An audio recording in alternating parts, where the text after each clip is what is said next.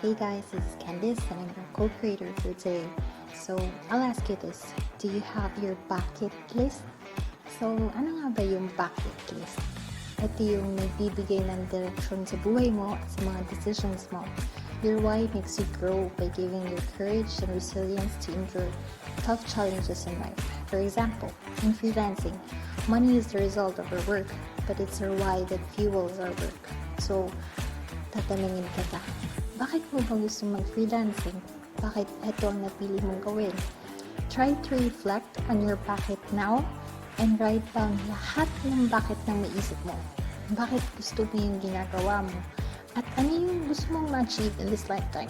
If you go in interviews or you have a presentation for your client or if you feel discouraged, basahin mo ulit yung bucket list mo para maalala mo ulit kung bakit mo ginagawa to.